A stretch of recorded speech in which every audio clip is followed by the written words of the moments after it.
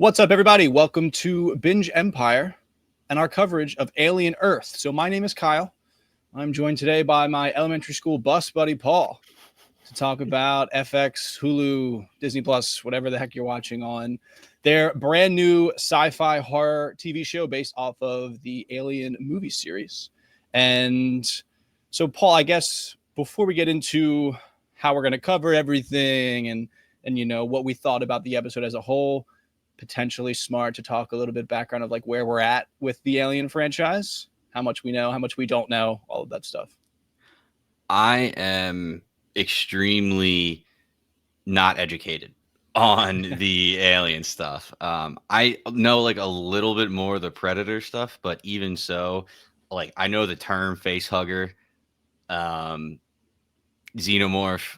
That's about it. So Okay. I'm coming in from the perspective of I know the franchise, but I don't know any of the details. But I also know that a lot of the stuff I think is being retconned in this show. So that makes me feel better. But everything to do with Wendy Cavalier, the whole world, it just feels so fresh. So it's been such a fun ride only for the first two episodes. And I can see how this can just explode in the next few episodes with little nods here, little nods there. Just the whole franchise I know is so big that it could just diehard fans, I'm sure, are just having a field day. Yeah, so I guess I'm probably a step up from you in that sense then. So I just actually rewatched Alien this past weekend. Really enjoyed it. It's a great movie. I have never seen any of the other movies within the franchise. I've done the classic. I've watched the lore YouTube videos, all of the watch this before you watch Alien Earth. So I'm generally aware of like the timeline. I know, the characters. I know some of those things. But like you said, I'm pretty sure that some of that stuff from some of the movies is not really going to play a role here. I already know for a fact off the bat that they're kind of creating some new concepts as well. So I loved the first two episodes here. And I think even watching Alien, call it 6 days ago, you can even pick out just off of watching that movie of some similarities, some continuity. I mean, the ship that we get at the start of episode one, it's almost shot for shot like the movie. They're all around the table, inside of Mother, it's all white, all of that stuff. So it was like, holy crap, this is just going to be a really, really fun ride. But before I would say we get into our actual episode discussion, I think an important thing to mention is that there are two of us right now. There will be three of us in the future. So Luke will be joining us as our third host. Luke actually would be our resident Alien fan. He recently, I believe, rewatched all of the movies. He's been talking about this show for weeks, so I know he's disappointed that he couldn't be here. Scheduling conflicts made it so that it could not be a thing. But moving forward, as we move into one episode of Alien per week, our coverage will be the three of us. At this point, we're probably good to just get into the episode. We're not going to take things scene by scene because we'd be here for hours and hours because so much happens. There's so many little details up and around, but we're just going to try to take, grab some big concepts, group some scenes together, and just try to have a nice, fun discussion. Yeah. So I guess the first thing we can talk about is just the info dump that they give us in the very beginning and a lot of the world building. They talk about, how in the future, the race for immortality will come in three guises: cybernetically enhanced humans, aka cyborgs, artificially intelligent beings, aka synths, and synthetic beings downloaded with human consciousness, aka hybrids. So we get a little bit of cyborg right from Morrow right away. Obviously, Wendy, she is the hybrid with the rest of the Lost Boys. My question to you is: have we seen any full-on synths? I think the only one might be Kirsch, but I'm not even positive. Like that might be a cyborg there. I would say Kirsch is. That's my understanding of it. Mhm. I'm pretty sure. And now this would be the internet leading me astray, which has happened to many before. But I think that cyborgs are not something that's ever been an Alien, and I think as well, hybrid is something that they've created for this show because all of the androids that are in all of the movies are all synths. Gotcha. So I want to say that that's what Kirsch is. He kind of feels like that familiar way about him. While we have Morrow, he's changing his arm into weapons and hardening it and all of that stuff. And then obviously the hybrids, Wendy being the prominent one, play a huge role in these first two episodes. They're going to play a huge role. It seems to be one of the major themes, as well as this kind of exploration of like what it means to be human. Mm-hmm. And then also kind of the difference between like being a child and being like a fully fledged human, and that's probably even the wrong way to say it. The show might even be critiquing something like that. So I was hype immediately because, again, it's like this retro futuristic aesthetic. That's exactly the way that Alien the movie is. We get that like green bold-faced type. We get the little beeping in the background, like all of that stuff. And that was one of the things that I love so much about the movie, was that it wasn't just this being just the first one. It's really not just the alien killing people. It is. It's also like this commentary about the company being Weyland-Yutani, like sacrificing people for the science, and like this kind of, desire to push humanity into the future at any and all costs. And like we're getting now all these different players within that. And I'm just really excited to see where all of that stuff goes, because it seems like this season, the show is going to play out in that race. And I, for one, am all in on that. Yeah, it's a lot of fun. Just it's almost like a competition, but it's also just humanity in the world like living, but it's become a race all of a sudden. So it's really cool. The Weyland-Yutani, they throw us right into this research vessel right away. And we're kind of thinking, or at least I was thinking, that when they show the downfall of the crew, I'm like, oh, okay, this is going to be cool. This is going to be like, it's almost like Sinners, we see the end, we see it turns out terribly right away in the beginning, but the rest of it will be how it got to that point. I was completely wrong. We get the whole crew, and they're like, we're 6 months or 4 months out from Earth, and we just skip right into Tiny crashing into Earth. So I had to readjust how I thought I was going to watch this show. Yeah. But that being said, being thrown right into it and then figuring out the mystery, what went wrong, all this other stuff. And it is a mystery because in the beginning, we have the whole crew. They're giving us the lowdown of basically who runs Earth. There's 5 people that rule the world. Weyland-Yutani controlled North and South America, Mars and Saturn. We don't get all 5, but we do get Prodigy, who came about with synths and AI. That being said, I think Kirsch is a synth because that is, Cavalier's whole shindig. Yeah. And then I think the only other one we got was Dynamic, who is control of the moon. So little bits of information everywhere, which is a lot of fun. So when we kind of first meet the crew and they wake up and they're having all these conversations, and you can find out through the conversations, that they've already kind of almost been through their own Alien movie, and that they've gone and like captured a xenomorph. Parts of the crew have died. They're having these flashback moments before they pop into the cryopods even. And I was like, oh, wow, we're literally 15-ish minutes in and we're already getting all of this like flashback information in a way. And then, like you said, the ship crashes, and I literally wrote down, this is only 30 minutes in episode 1. Like, holy crap. I mean, I know it's called Alien Earth, but I just love how we just cut right to the chase of, we just buried this ship into this huge building, and all of this stuff is loose. And it's like, okay, that's the playground we're playing in, at least at this point for these first 2 episodes, into potentially, all the future episodes. And I can't imagine not liking what this is doing. It's such an interesting way to tell the story. And there is a lot of mystery behind it, because we had the captain of the ship saying things like the files are corrupted, like the log files are corrupted, comms are down, we're burning too much fuel. We need to talk about shutting down a system to save some resources.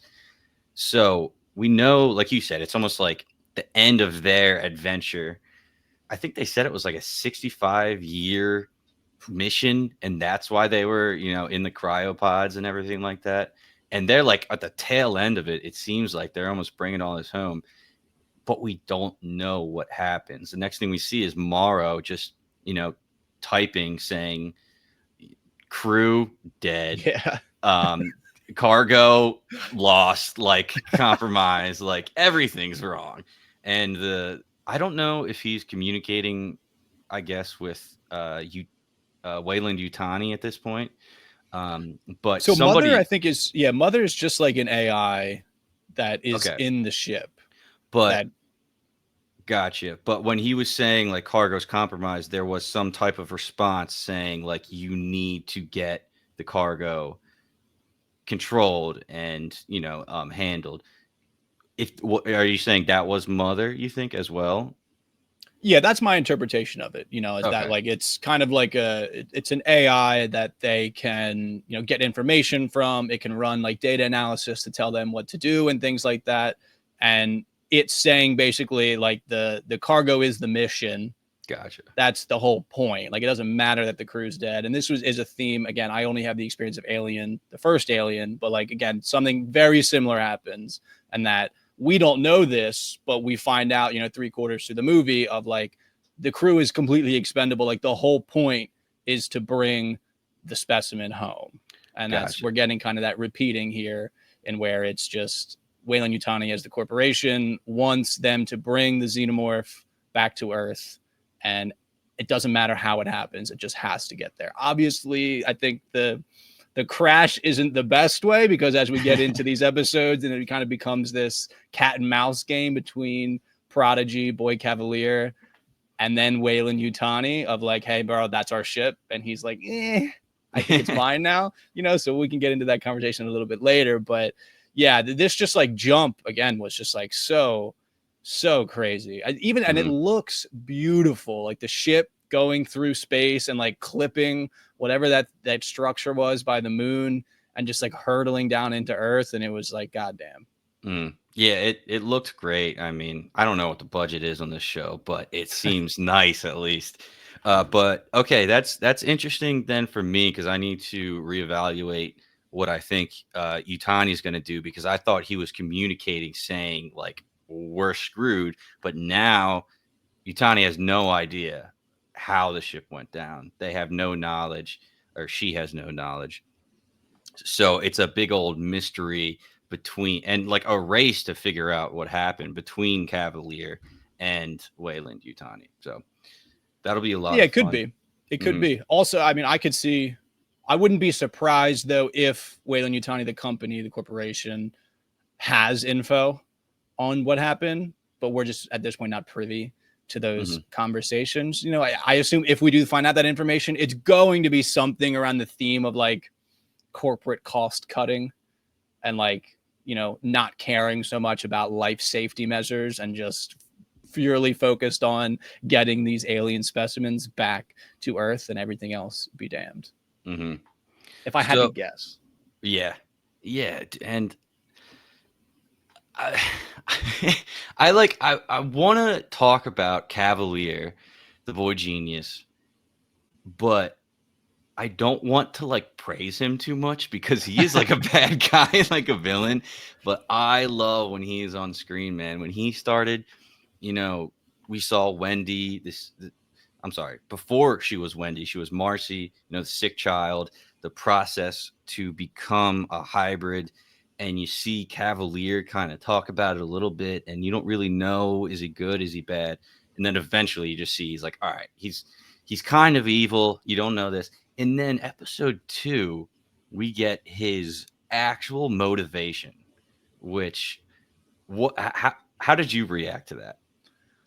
This is actually really funny because he's having this conversation in episode 2 with Dame Sylvia, and I wrote in my notes at the start, this will be an interesting conversation between these two about achieving potential versus like becoming your potential. And then he ends the conversation with, Like, I'm just dying to finally have an interesting conversation. And I was like, damn, bro, like I thought that was an interesting conversation. Like him like talking about how he just really wants somebody smarter than him. You know, it's basically like he wants to meet God in a Mm-hmm. way. And he's like trying to create this plaything for himself. And it's sick and it's totally twisted. Everything he's created was just so he could be entertained and have an intelligent conversation. I was like, when I heard that, I was blown away. I was like, this guy's got layers now.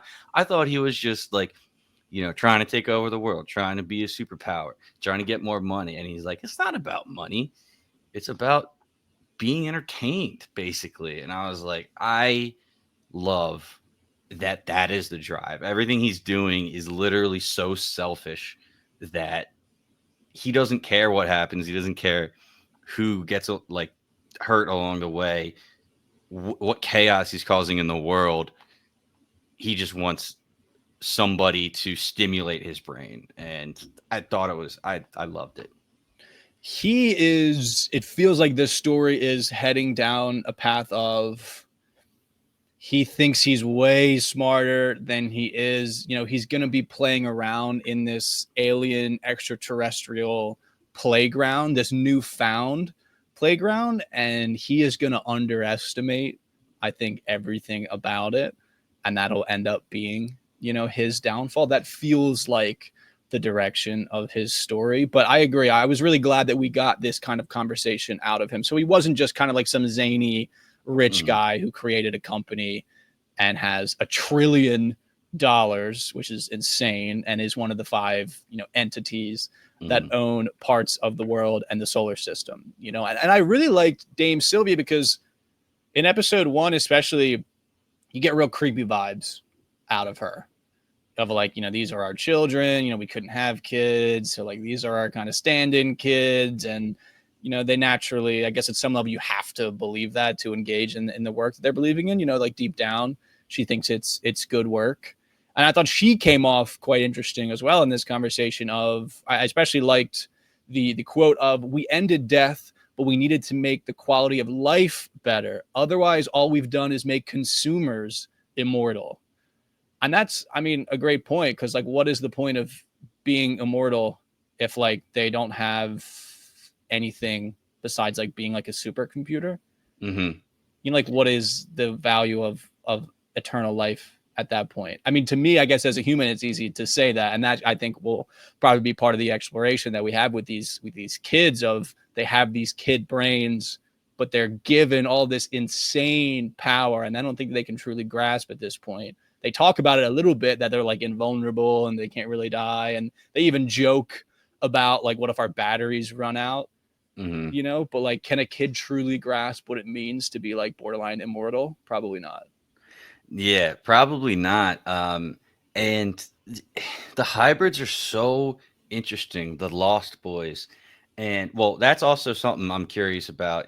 We know Cavalier likes Peter Pan for whatever reason. Mhm. Hopefully, we get some more about that. But it's cool that he called hit this little squad of his, the Lost Boys. But they seem like almost like a mirror image of Cavalier because they are like young brains, young minds, but they have so much power that they don't even know what to do with. And I love the scene where Wendy's talking about, everything feels dulled down right now. It's because, yeah, your brain's not releasing the mass chemicals that it usually was. Like you were trying to simulate it and all this other stuff. But she just I love the way that not only her but all of the hybrids are just like giddy little kids in adult bodies and joking around when they shouldn't be. And then you go over to Cavalier, and this is one of the biggest missions in the world. He sent his squad down to this research ship to try to get some of the biggest like research finds and science finds and God knows how long. And he's like sitting in his chair backwards, like swiveling, like doing all Yeah. this stuff. Like when Utani calls, he literally holds the iPad with his feet like up in the air on the call. It's Yeah. like this is a child's mind that is brilliant, but is still a child. And it's such a cool concept. And it's going to be interesting because he believes that these hybrids will eventually, with their supercomputer minds, become wiser and wiser. And it's just funny because right now they're kids. They don't seem wise at all. Yeah, it's interesting too of that. I don't know how much he in his own mind sees them. I mean, I think he sees them as human too, but is like aware that they're not really like they're separate from what he is too. You know, he kind of has Yeah. that conversation when Wendy's like, "We got to send us, you got to send us." You know, and it's going to be interesting to watch his relationship with the Lost Boys as he like watches them out in the world.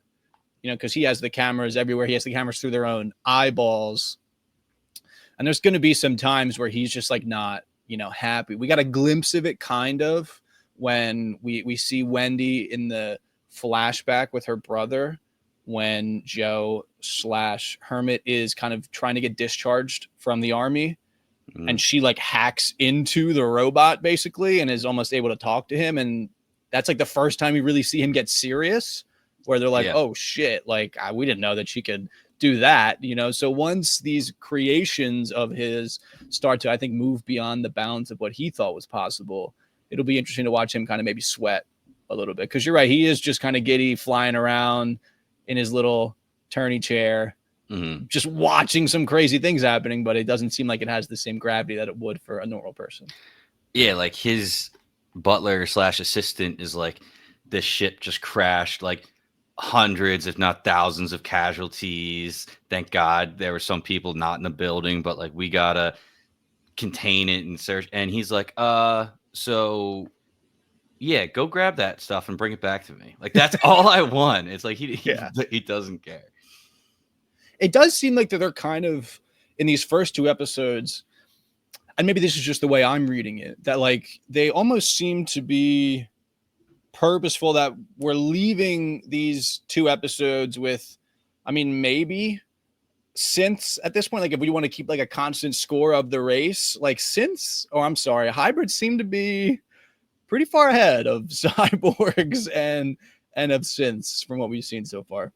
Yeah, I mean, just when we really get Wendy coming to, she's on a cliff and just jumps off God knows how far down, survives. Like I'm sure they're going to have some downside, and if the Mhm. downside is a childhood brain, I mean, I get it. That is a downside. But yeah, like you're saying, they just seem like unstoppable right now. We haven't seen them like fully in action, but they seem like they're definitely above cyborgs because cyborgs still have the human element to them. It feels like where if they get like stabbed, basically done if it's in the wrong spot. I am putting some assumptions though with the Oh yeah. hybrids saying like if they get stabbed, I'm sure they because we had what was his name slightly was talking about, yeah, we're all white inside now. So I don't know if that, if the white liquid all drains from their body, if they just like fall over or if they can get, resuscitated, recuperated or whatever. Still a Yeah, lot of but show left. it's quite interesting that she has the childhood memories. You know, she really feels this level of affection to her brother. And Mhm. we have slightly as well. He's talking about his dad, and he almost, you know, he seems to get lost in emotion too, talking about his dad. And if we want to kind of use Kirsch a little bit as not necessarily a mirror, but like a comparison, like he doesn't seem like he would maybe have any level of emotion like that. We did have that interesting scene with him with the scorpion, you know, and he has almost that like empathetic viewpoint, or at the very least, it's like he has a wide range of perspective where he's like, well, what if another scorpion came to defend the scorpion that I just killed and avenge it? Like I try to protect you. You know, I thought that was quite interesting. But then he also has that huge monologue when they're in the plane flying to the crash site where he's just Yeah. like, I mean, you used to be food, you know, Yeah. humanity, like no matter what you guys try to do, you make tools, you travel the stars, you go to space, you convince yourselves that you're no Hmm. longer food, but that's the law of the jungle basically. Like, there's always someone bigger, there's always someone smarter. Like at the end of the day, you're still food, but they're kind of not now. You know, the synths aren't, and then the hybrids really aren't. Yeah, it was interesting because the synth, like Kirsch was literally looking at Wendy saying, "You are food. Hmm. You guys are born, you guys live, and then you guys die." So he is looking at, like, hybrids, like they are almost still humanity, which, I get because they still have the human consciousness or aspect of it. But it's so complicated I because love it. they seem like they're almost the same. They seem like robots, but there's so many layers to it. And like you're saying, Wendy, she's looking anxious when she's on the plane. Mhm. She is like more and more showing emotion. And obviously it's revolving around her brother. So maybe you need that strong anchor to really pull the emotions out. But she was like biting her nails. She was getting antsy. Um, Something that I Yeah. wasn't expecting. And She wanted it like real bad. yeah. When she says like I'm gonna save him. Hmm. And it wasn't just like I'm going to save him. It was like I want to save him. Like I need to save him. And then we get the Black Sabbath needle drop at the end of episode 1. It was like, let's fucking go! And thank God we just click right into episode 2. I would have been so pissed if there was only one episode. Yeah, the outro with the rock music has been, 2 for 2 right now. So good. The Tool one as well in episode 2 was, I can't wait. You never want the episodes to end, it feels like, but like when they do, I'm just so excited to see what the song drop in episode 3 is. What's it going to be in episode 4? Mhm. That's just a fun little thing as well. So, did you recognize any of the other Lost Boy actors? I know the one girl, Curly, is from the Wilds. Yes. I know She's that. I didn't recognize anyone else though. she's from the Wilds. We have, oh man, what's his name? Is Jasper from Shadow and Bone. Nibs is actually in Cursed. No way. A Bingetown OG. She Wow. is, oh man, I'm not gonna remember her name, but can you believe? Oh, it was Pim. It was Pim from Oh Cursed. So, wow. so That's the we redhead girl, right? Nibs. yes, so we Yeah. have Cursed, Shadow and Bone, and the Wilds. It's like a Bingetown reunion. This is like amazing. All shows that we covered. Those are some deep cuts. Shadow and Bone, I think, was fairly popular, but I would say the Wilds and Cursed are some pretty deep cuts right there. Oh yeah, oh yeah. So I Speaking thought of too, have you seen all of Andor or any of Andor? Mm-mm. Oh, brother, you My got to fix biggest that gap. ASAP. I But know. Joe Hermit, her brother, is great character in Andor. Nemec, legend. Oh my gosh. Yeah, This one of my favorite characters from the show for sure.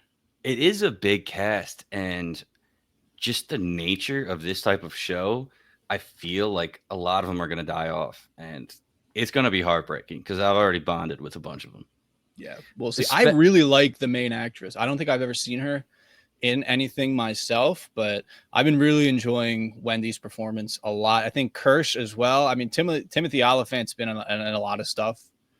He always gets mixed up with Josh Duhamel Yeah. from Transformers. That's who I thought it was at first. Truth be told, I'm sorry, Timothy. You're probably not listening, but I apologize because I was like, oh my God, is it? And then I looked it up and it was Timothy Oliphant. And I was like, that's hilarious because I'm sure a lot of other people were in that boat. But he's been great too. There's been a lot of great acting. Yeah, I was in that boat as well. I was like, it's There one you of the two. It's not the guy from Transformers, though. I know that. But yeah, Wendy has been phenomenal, and a bunch of the other Lost Boys too. Just the little child nuances, like they're walking into the ship to go, do this rescue mission, and somebody just reaches out and touches something, like a part of the ship as they're walking in, because it's like you don't have those restraints when you're like a child. You see something, you want to touch something, you do it, and it's even the way that the one Lost Boy is on the bin holding down like the eyeball. He's just on top of it, like just using all of his weight, and it's perfect. I love it. So there is an Alien Earth official podcast, and usually not the best idea to advertise other podcasts on your own podcast, but they're just like quick 30, 40-minute episodes where they'll talk to the writer or one of the directors or the actors. And they had Wendy's actor on the first episode along with some other people, and listening to her talk about the kind of training and stuff that they did before shooting was awesome. Where like she got like a movement coach where it was like, what would it be like to move if you didn't have a personality? Like you just had no personality. How would you move? And then they would hang out with kids, you know, and she told this story, and I'll spoil it in case you don't want to go over there and listen, but how they were, and I don't remember exactly if it was they were with kids or it was just one of the fellow actors, but they were doing like a rock painting, like they were just painting rocks, like a little arts and crafts thing, and one of the kids just got up and walked away. And they were like, "Where are you going?" She's like, "I don't want to paint rocks anymore." And they were like, "Yeah, true. Yeah. Like I don't want to paint rocks. You know what I mean? I'm a kid. I don't want to paint rocks either. If I don't want to do something, I won't do something." You know, and she was like, it was like a turning point, and like a lot of us like realized, and like, oh, we can have like a lot of fun with this, and like we're even still at this point, like we're going through these trainings and we're having these like classes almost on like, you know, acting like kids, but like we're still in a way in our like adult minds, we're still kind of feeling like the perceived pressures that you just feel from being an adult in society. And it was like so fun for them to just like completely be able to let loose and just act like kids. Yeah, I'm sure it is a little tough when you're not filming and like you still have that Yeah. new like the childhood urges to just do whatever. Be like, all right, back in the real world, Yeah. I gotta relax Some here. method acting as just like an 11-year-old. Yeah, yeah. So we were talking a lot about Wendy. She's amazing. Um, what do you think of Hermit and the medic aspect of it? I am biased because, like I just mentioned, he's Nemec in Andor, and I love Nemec from Andor. But I'm really interested in it. Again, it creates this.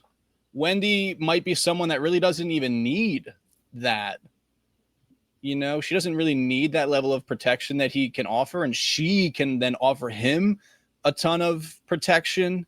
But then she also had that moment where she revealed in episode 2 that she actually got the robot to like reject his application to discharge from the army. So their relationship is going to be super interesting to go back and forth. But I like it because he hasn't had to do violence. You know, he doesn't seem like a violent person, but it feels like they might be gearing us up for like when he crosses that line, it's going to be awesome. Unless he's currently dead, as he's falling however many stories along with the xenomorph of wherever they ended up going at the end of episode 2. But I really like it because the show is violent. You know, we're getting people ripped apart. I mean, I love that they did not hold back whatsoever in any of the gore and all of that stuff. And he's just existing, trying to be helpful. He doesn't really seem to have a violent bone in his body, but I'm really looking for like that moment when he flips that switch and has to do something, and it's going to be great. Yeah, just pull out the animal, put that medic part, and just shove it deep down. You're not saving anybody today. You got to kill. He's great. I love the way when the ship crashes and he goes right on site. He is just full work mode. He's trying to save people. He was like putting like reflective tape down on. I don't know if that was like marking like dead bodies, but like they focused on it a little bit. So I don't know if that will come back into play or not or whatever. But he's just so good. He wants to go save people, and he's so smart as well because as soon as they go in, they find like they're like, who's doing surgery on a body while a ship is crashing? Like he sees the error code, 1562 or whatever, and he knows exactly what it is. It's foreign body in another body, but the foreign in this part means alien. So he was the first one to actually have a hint towards what's actually going on. And I loved the Mr. October aspect of everything. He having the memories of watching, baseball with his dad, and then going into like, he was telling me there's a name for people that, when your moment comes and you shoot your shot and you succeed, and there's a term for those heroes. It's Mr. October. I loved his attitude basically towards life. And I think you're right, though. I think he is this medic who wants to save people, and he's going to become Rambo with like painted camo face and a gun and just xenomorph killer. That would be, I mean, we might be calling him Mr. October, by the end of this season. It felt like it's right there. It's that Mm-hmm. pitch is coming down the plate. Is he going to swing at and become that? Is he going to step up? When is that moment going to come? And is he gonna step up? Did you notice the windbreaker, the sweater, the zip up that was framed behind him in this scene? I did see that Phillies jacket up there. Yeah, you did. I was trying to figure out who it might be, and the only thing I came up was Mike Schmidt. But either way, love the shout out. Yeah, it was great. I was so pumped because it would be cool if you were, like a Yankees fan and you get the whole Reggie Jackson stuff, but then they threw the Phillies a little bone. That's purposeful. And the prop department's not just messing around. So there's a real one. We know that. And set design, prop department, whoever is working on the show, shout out to you. I know someone made that decision Hell to throw yeah. the Phillies in there. Yeah, somebody's from the area. Yeah. And my last thing about Hermit, I guess, is if we keep talking about this race, who's going to win, the cyborgs, the synths, or the hybrids, and it's like, throw Hermit in there for humanity, right? Yeah, Like, that's a good point. he's our representative and he's going to show the good of humanity. Meanwhile, you guys all have the downsides of whatever you are. So I really think he's going to represent. Yeah, no, and that's a good point too, in that it presents us with that idea of, this is the race for the future of who controls the world, but also we don't have to think that that's a good thing. Yeah. We don't have to think that that's a good thing at all. It could be, I would say it likely is one of the stories that it's a bad thing, and that we don't really need to do that. The writer, the show creator had an interesting quote again within that the Alien Earth official podcast, and Jimmy's probably going to get mad at me if he finds out I keep bumping it on our own podcast, but that he says, sci-fi at its core is always an exploration of, does humanity deserve to survive? Do we deserve to keep on keeping on? And yeah, I think you're spot on too with this Nemec idea of he's that representation of, yeah, man, maybe, some of us do. If that's the way, if that's our representation, if humanity is, someone who keeps fighting, who keeps caring, and, despite, the odds, despite the fact that we are mortal, we don't have these, endless lives. We don't have these supercomputers for brains, but still, we get our hands dirty, we keep moving forward. And I think that's going to be Hermit. It might be because I'm fresh off of watching Superman and that amazing speech at the end. He's like, I'm human just like everybody else, and that's my greatest power. I was like, God damn, speech changed me. Yeah, it seems to be Nemec's. But hey, as we're saying all this stuff too, of him going over the line and he's human, and he seemed like he was ready to get active. He picks the gun up of his buddy with in the dinner party scene, because this was just, again, a display of wow, they're not holding back. The money is going somewhere. It all looks unbelievable. And again, it may be another too, not a reflection necessarily of this race, but I was shocked that this is how Morrow kind of reappears as well. This is just, they're so good at capturing and dealing with it. I know the ship crashed and then that's where everything went south, but it seemed like up until that point they were kind of, they had captured the alien, they had all these other species. There was just so much fun, subtle world building happening too. Definitely. And I'm glad you brought up Morrow, because he was going to be the next character that I brought up. He's interesting, right? Because he is obviously attacking people that come in from, Prodigy, the search and rescue people. He's assuming he's answering to Yutani or Wayland Yutani. I'm not exactly sure. It sounds like Wayland Yutani is like a partnership, and Yutani. Yeah, it's a hyphenated name for a company. Okay, gotcha. So who he's directly answering to, I'm not sure. It seems like just Mother. He just keeps talking to the ship, basically. But what did you make of him welding the door and basically letting his crewmate die? Is that just, the mission is the cargo? That is, who cares about the crew? Well, at this point too, I thought that he was totally the ship's synth Mm. because at the actual start, I would have put an irresponsible amount of money that it was Mr. Tang. It seemed like the way they were talking to Mr. Tang that he was a clanker, as the kids say. I And almost like, brought that up. That's so yeah, funny. like his perfect posture, like everything. They were like, he stands over you when you sleep. It was like, this guy is screaming, not a Mhm. human. But it ends up being Morrow. But I guess not completely ruled out that there's multiple. But it's interesting that Morrow is a cyborg. So he is a human being Mhm. that just has some enhancements. So it Mhm. was kind of shocking looking back at how kind of ruthlessly he's following these orders and directives because it seems very robotic like, it seems very, I would say, like synth like in the parlance of the universe, and that it's just he is following instruction to the T, and he doesn't really have this emotional attachment to any of the crew, anything other than what the mission is. So that's interesting because, like, how did he get to that point? What is it about cyborgs? Do they do something to your brain? Is that just like a brainwashing? Is his brain enhanced in any way? How has he lost maybe some of this human side to him? Because I would say 100% that the hybrids have like way more personality and, let's say, humanity in them than he does. Mhm.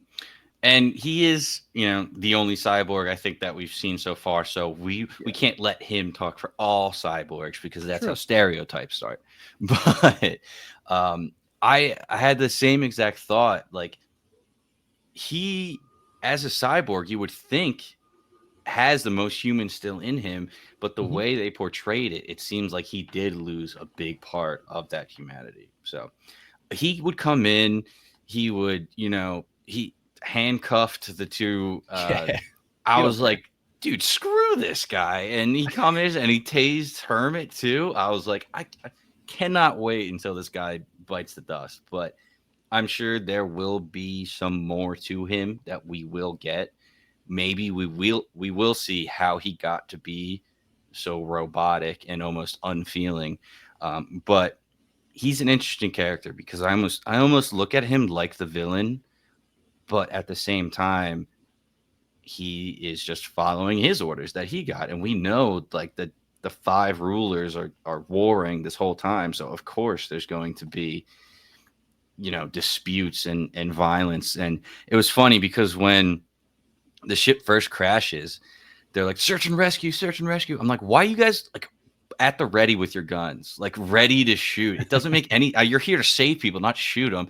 And then they get into like the warring states of it, and I'm like, oh, okay, they're Yeah. protecting themselves now. Yeah, it's an enemy ship, and it's his role right now currently as like lone soldier behind enemy lines is awesome.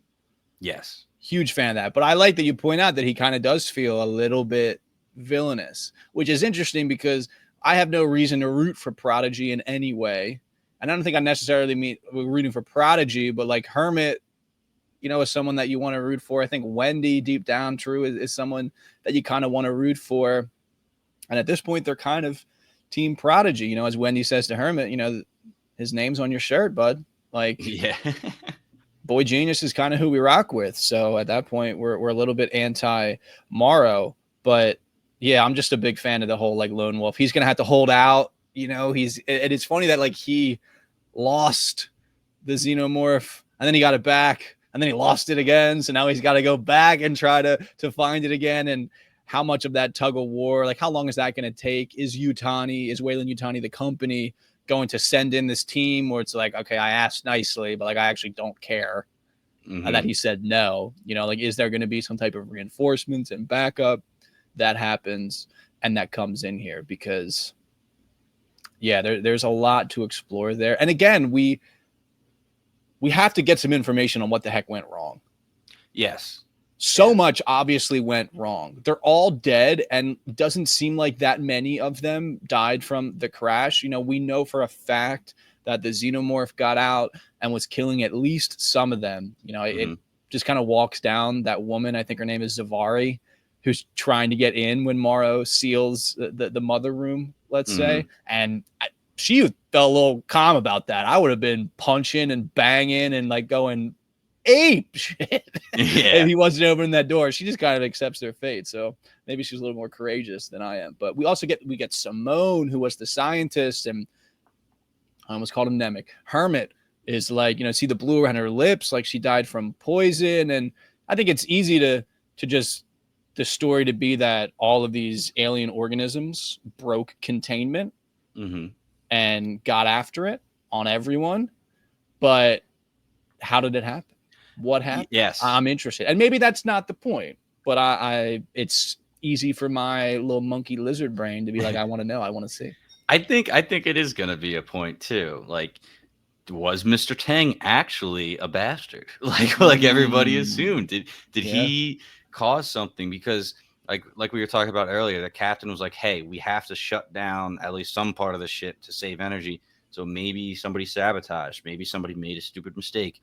But Yeah. like you're saying, the cargo got out at one point, and to go more on that point, they didn't all just die, as you were saying. There was enough time that the aliens got loose, the specimens got loose, and they even performed surgery on one of the dead bodies and was able to put a camera into their GI tract to follow whatever was in there.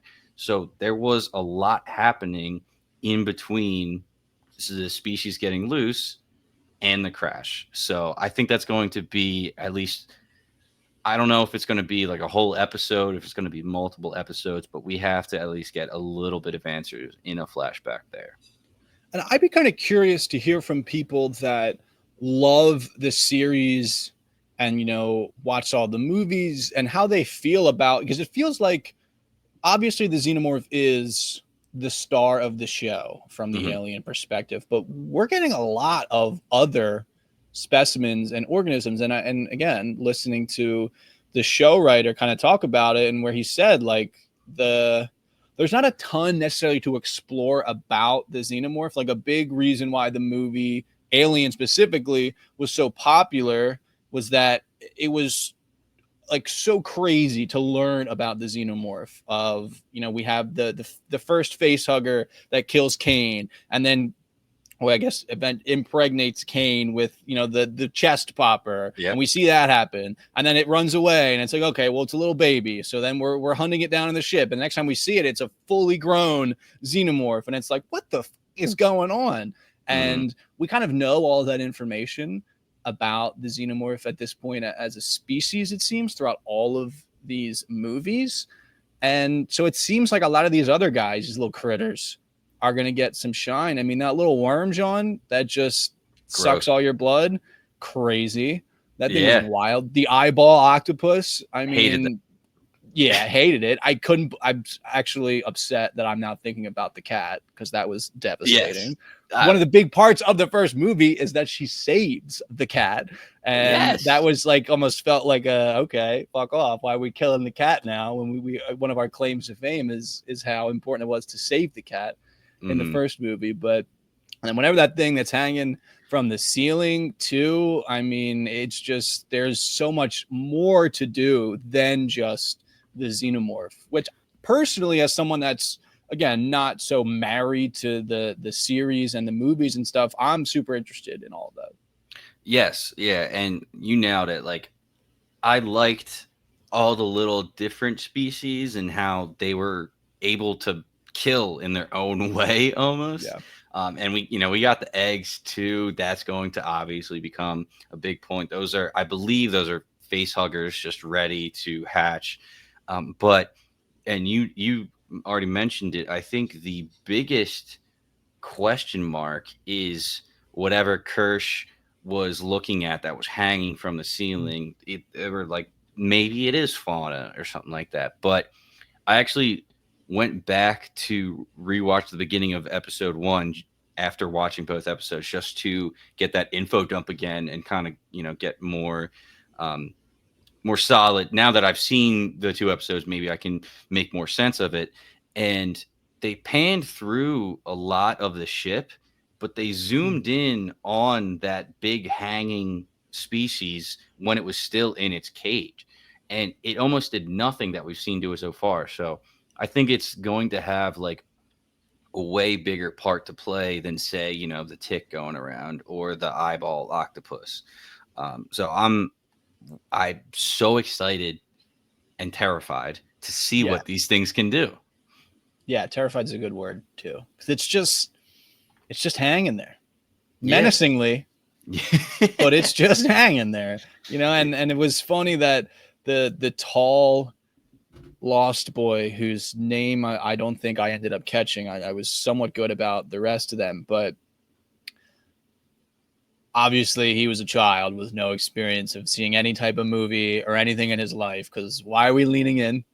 Why Mhm. are we in no type of defensive posture? Why are we just letting this thing almost stick whatever down our whatever? I mean, it clearly made a choice not to, and that seems to be a comment on the fact that he's not human Mhm. to it. He has this fake. Wow, I'm sorry. I apologize. Wow. I apologize to all the hybrids out there. I didn't mean to say it that way, Messed but up. he has this synthetic body that it doesn't recognize as human per se. So they're kind of maybe secret weapons a little bit to Oh, some of these things. I Not didn't the even eyeball octopus. Not the no, eyeball octopus. that's going if you have eyes, it's going for you, basically. Yeah. But Yeah. I didn't even think about the point that it didn't attack because it registered them as not human. Because that's oh man, that's smart. We got the quick scene with Morrow when he's basically getting handcuffed and he's like, "Yo, guys, chill out. I'm not your biggest problem." It can smell fear. And then it also saw like it put its head right next to Morrow's head, but I guess Morrow was able to control his fear, so that's why it didn't attack him. So that's such an interesting concept about the hybrids. Like, will they get attacked? Because I don't think it went for Hermit right away when Yeah. Wendy, and Slightly were there. Was that on purpose? Was he just unlucky, or does it not even register as them as a target? Yeah, he was Really definitely interesting. rummaging. He was for sure rummaging, which Yeah. maybe not the best idea to rummage. But yeah, it's interesting. I know that the show creator was talking about kind of the things they were thinking about the hybrids when they were creating them. Of do they really need a heartbeat? Like Yeah. do they really need the ability to cry? Do they need to be like should they sweat at all? That's Because he was like, interesting. we're shooting a lot of this stuff in Thailand. It's 115 degrees out. Everyone's sweating. Should we keep them sweating? Is that Yeah. something that's reasonable? So it seems like they have maybe some bodily functions that are quote unquote for show. Mm. But we learned from I believe Dame Sylvia, and when it's her, Kirsch, and Wendy talking, and she's like, you don't really have hormones. You don't really, we've tried to give you some semblance of hormones to create moods and things like that. She says that she doesn't really have like a wide range of emotions, and that could be another thing. Like they're inorganic, they don't really have these hormones and emotions and stuff, and like how can they play that for advantage? Yeah, yeah, that could be a big giveaway for the xenomorph of where to go and attack. So yeah, I Yeah. mean, that could be great. I was Um, pretty shocked it didn't attack Morrow, because it clearly was getting after him in the ship, and maybe that's because he was afraid. I would have been too, my friend, mhm. but he must have just been able to lock in that moment and pray it away. I don't even know. He looked like he was sweating and breathing heavy. So I was Yeah. like, if you're doing that, not afraid somehow. I mean, good for you.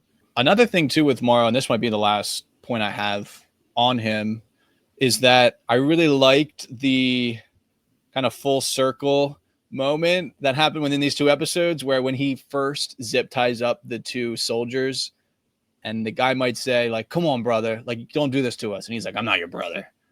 And then he says to the guy, Mara says to the guy who's arresting him, like, come on friend, or whatever, and he's like, I'm not your friend. And I was like, okay, little instant karmic justice there, kind of. Yes, definitely. I thought the same thing. I was like, are you trying to use what the other guys tried to use on Yeah. you? Like, what's going on, man? But yeah, it did not work in the Yeah. slightest.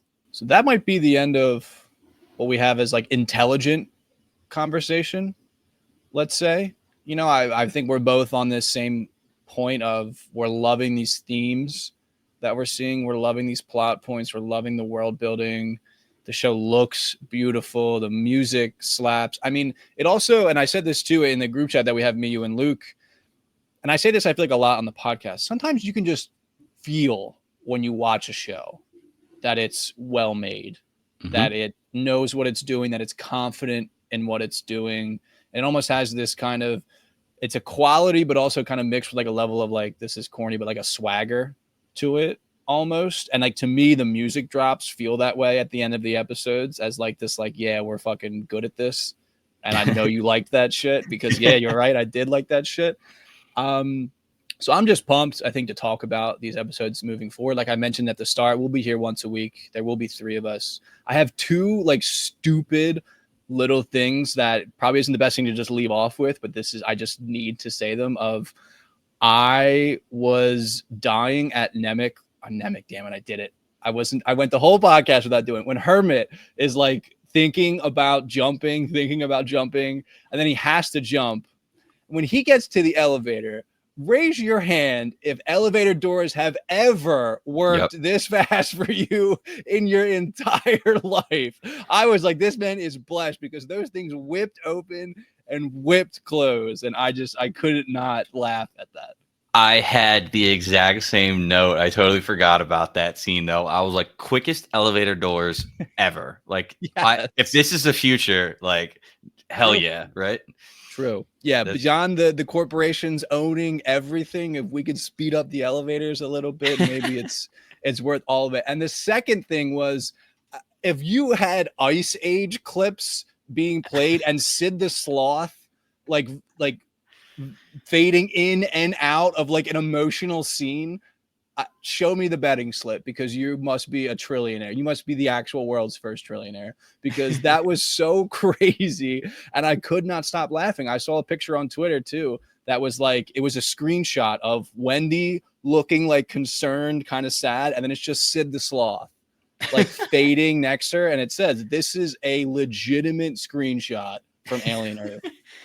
I was going to make a point that I do really love the, artistic shots of having overlaid images and showing 2 different scenes at once. But when you do put it like that, it's so funny that, they're showing, people get attacked on the ship, but Morrow is also desperately typing these messages, and the overlay is there to show both. But then they show Wendy overlaid with Sid, and it's like, what is there's no way this is an Alien movie.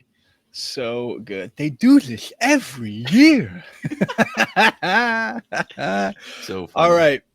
I assume that is going to do it. I'm looking at my color-coded notes. I don't know how much we have to say. I'm sure we missed some things. We were here for slightly under an hour. We had about 2 hours worth of content in the TV show. But suffice to say, we're loving what we're seeing. We're not complete experts of what's going on within the series and the world, but I think we're smart enough to be able to know that we're being fed some great content here. So if you liked what you heard, and also add in the consideration that we will have another person here in the future that's a little bit more lore accurate than maybe the 2 of us are. So if you want to join this journey with us, the best way to support us is just going to be to subscribe right now to the Binge Empire podcast. The really, really best way to support us is going to be to give us a 5-star review on whatever you're listening on. That's just basically the best way to show the algorithm, the almighty algorithm, that you care. That's the real battle for the future and who owns the world. I guess it's the algorithms in our timeline. And then if you want to join the conversation, so if you want to get in, if you want to tell us what we got wrong, maybe where we're thinking astray, or maybe you have a theory that you want to talk about, we have a Discord, so bingetowntv.com/Discord. That's the way to get access to that. We have a special little channel to talk about Alien Earth. But we also have channels to talk about a lot of other things, because Bingetown TV is more than just Alien Earth. It's more than just Binge Empire. We're covering a ton of television shows right now. So the Binge Empire feed, you'll probably see, is being populated. We just finished covering The Sandman over on Netflix. Wednesday is currently coming out on Netflix. We're covering that show. The Institute is just winding down, I believe, on MGM Plus. And so Alien and Wednesday are probably going to be the two main things on Binge Empire for the foreseeable future. But we also have another podcast that's called The Core. We cover all things Apple TV over on The Core. And right now we're rocking with Foundation Season 3. It's been fantastic. It's me, Luke, who you'll meet next week, and our good friend and fearless leader, Jimmy. Just the three of us talking each week about all the Foundation episodes we've been absolutely loving. We also did the classics, Silo, Severance, The Studio, Your Friends and Neighbor, all of that stuff that's happening over on Apple TV. That's on our podcast called The Core. That's a lot of talking. Wow. I'm just going to end it right there. We really, really appreciate you guys listening, and we can't wait to keep doing this each week for the rest of this season of Alien Earth. For the final time this episode, we are the Binge Empire Podcast, and thank you so much for listening. Feel my fury.